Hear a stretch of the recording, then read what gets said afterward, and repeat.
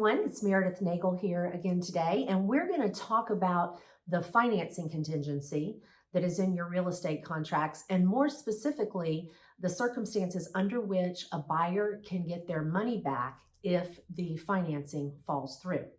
Now, some of you who have been practicing in the real estate industry for a while, remember back in the day when a buyer, if their financing failed all the way up to the day of closing, if the financing failed, if they didn't get their financing for whatever reason, they would get their money back. They would get their deposit back and everybody would move on down the road.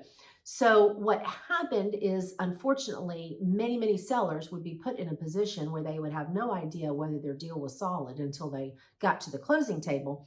And it caused a lot of problem in the industry. So the FAR contract was changed, and it was changed in a way that has been confusing to some realtors, and that's what I want to talk about today, because I still get lots and lots of questions about what happens when financing fails at the time of closing and who gets the deposit.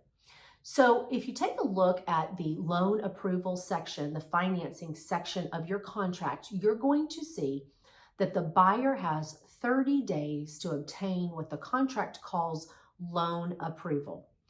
If at any time during that 30-day period, if the buyer can't get the loan, they can't get the loan approval letter, they can cancel the contract and get their money back.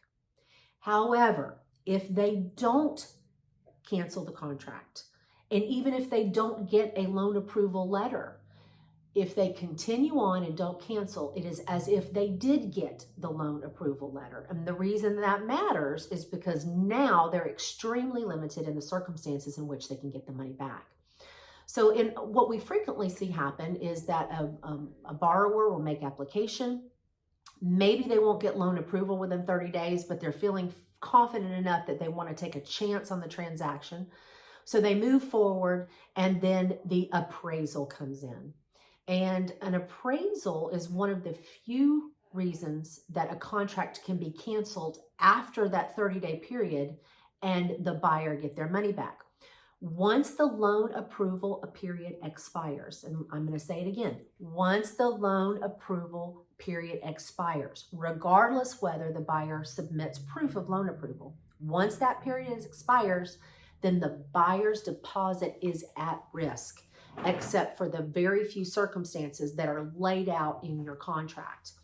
One of those is, of course, frequently the appraisal. Now, I am seeing a trend, and some of you will have seen it as well, where we're in situations where it's clear that the buyer is entitled to their money back, but the seller is unhappy. And so they will basically say, we're not going to agree to give you the money back. We'll take $500, you take $500, and go on down the road. That's a negotiation tactic that we see frequently happen. You have to decide how you want to run your own real estate practice, but I can give you a little small piece of advice.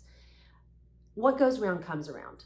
And, you're in a community working with fellow realtors that you need to trust, and they need to trust you. And it's really not a good idea to get a reputation of, if somebody goes into a contract with you and it's going to be an escrow problem, that they know that you're going to be one of those people that tries to hijack the deposit. So don't be that person. That's my advice. And if you have any questions about that, call me and I can talk you through all the reasons why that's not a good direction to move.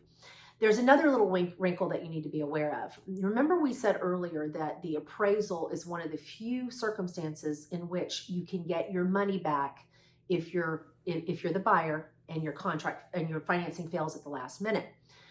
However, there's a little wrinkle.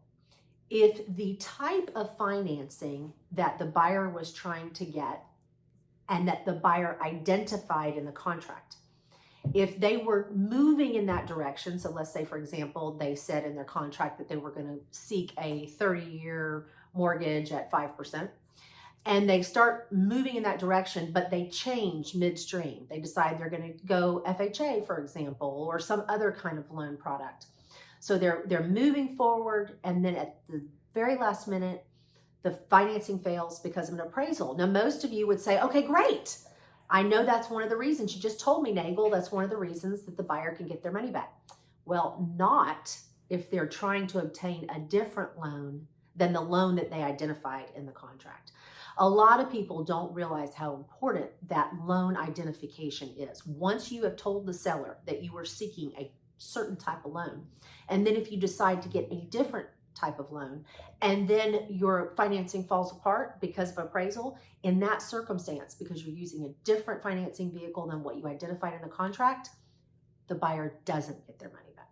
So I know this can be confusing. If you have any questions about anything we've talked about or anything related to real estate, as always, you can give me a call. I will be very glad to answer any of your questions, talk you through your scenarios when they happen. I'm always here for you. So as usual, I wanted to end by saying thank you for your time and good luck to you, and let me know what I can do to help. Have a great day.